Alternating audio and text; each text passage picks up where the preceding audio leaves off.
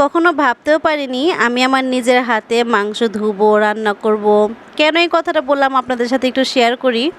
একটা সময় ছিল আমি কোরবানির আগের ৩ দিন থেকে নিয়ে কোরবানির পরের ৩ দিন পর্যন্ত বাসা থেকে বেরই হইতে পারতাম না। আমি জীবিত গরু থেকে নিয়ে মাংস রক্ত খুবই প্রচণ্ড ভয় পেতাম। আর এখন দেখেন নিজের হাতে রান্না করি, নিজের হাতে ধুই।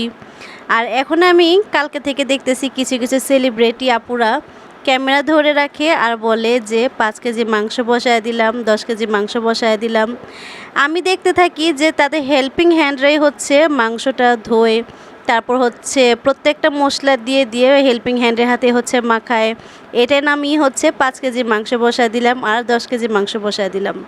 নিজ হাতে যদি মাংসটা ভালো করে নাই মাখাই তাহলে কি এটা বললে হয়?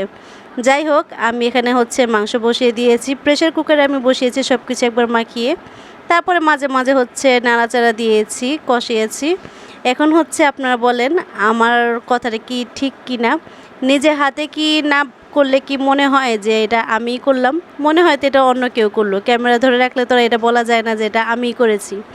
যাই হোক, আমার রান্নাটা কেমন হয়েছে অবশ্যই জানাবেন কমেন্টে।